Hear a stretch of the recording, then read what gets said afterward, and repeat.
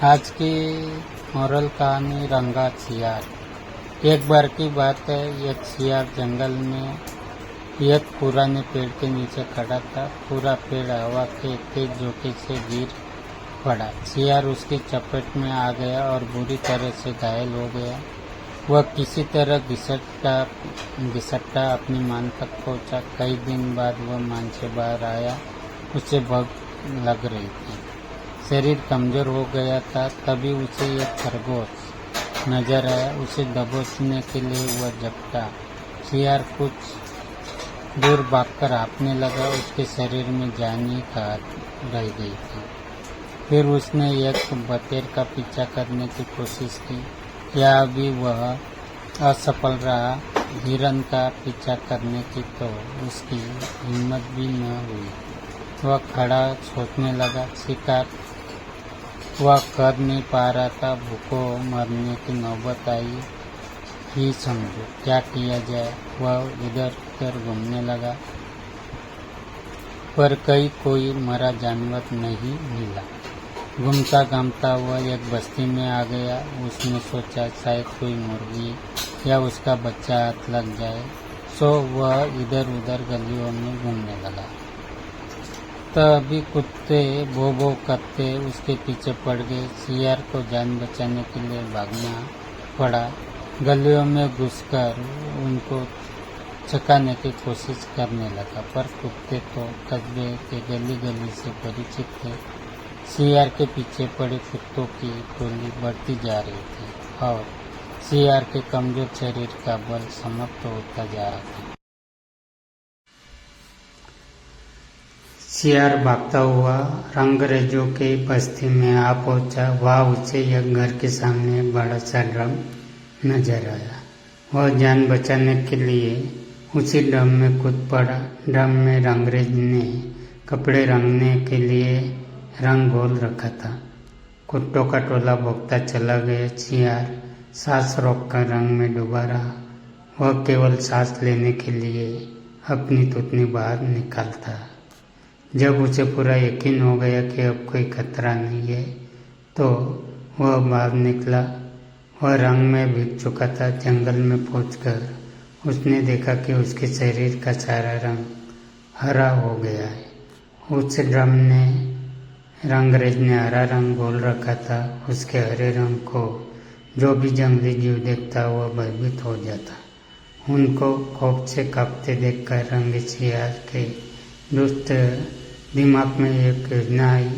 रंगी सियार ने डर कर भागते जीवों को आवाज दी, भाइयों भागो मत, मेरी बात सुनो। उसकी बात सुनकर सभी जानवर भागते, जानवर टिटके।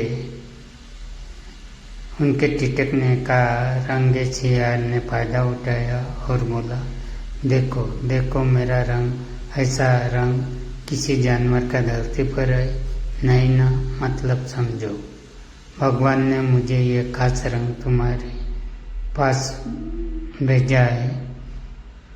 तुम सब जानवरों को बुला लाओ तो मैं भगवान का संदेश सुनाऊं। उसकी बातों का सब पर गहरा प्रभाव पड़ा। वे जाकर जंगल के दूसरे सभी जानवरों को बुला कर लाए। जब सब आ गए तो रंगा सियार एक उच्च पत्थर पर चढ़कर बोला, वन्य प्राणियों प्रजापति ब्रह्मा ने मुझे खुद अपने हाथों से इस अलौकिक रंग का प्राणी बनाकर कहा कि संसार में जानवरों का कोई शासक नहीं है। तुम्हें जाकर जानवरों का राजा बनकर उनका कल्याण करना है। तुम्हारा नाम सम्राट ककुदुमु होगा। तीनों लोकों के वन्य जीव तुम्हारी प्रजा होंगे। अब तुम लोग अनाथ नहीं रहे, मेरी छत्र छाया में निर्भर होकर रहो। सभी जानवर वैसे ही सियार के अजीब रंग से चकराए हुए थे। उसकी बातों ने जादू का काम किया। शेर, बाघ व चीते की भी ऊपर और नीचे की सांस नीचे रह गई। उसकी बात काटने के किसी में हिम्मत न हुई। देखते ही देखते सारे जानवर उसके चरणों में लौटने लगे और एक स्वर में बोले, हे ब्रह्मा के दूत, प्राणियों में श्रेष्ठ को ककुदुम, हम आपको सम्राट स्वीकार करते हैं। भगवान की इच्छा का पालन करके हमें बड़ी प्रसन्नता होगी। एक बूढ़े हाथी ने कहा, हे सम्राट, अब हमें बताए कि हमारा क्या कर्तव्य है। रंगासियार सम्राट की तरह पंजा उठाकर बोला, तुम्हें अपने सम्राट की खूब सेवा और आदर करना चाहिए, उसे कोई तकलीफ नहीं होनी चाहिए। हमारे खाने पीने का सही प्रबंध होना चाहिए। शेर ने सिर झुकाकर कहा, महाराज, ऐसा ही होगा। आपकी सेवा करके हमारा जीवन धन्य हो जाएगा। बस सम्राट ककुदुम बने रंगसियार के सही ठाट शुरू हो गई। वह राज्य से शान से रहने लगा। कई लोमड़ियाँ उसकी सेवा में लगी रहती। भालू पंखा झूलाता।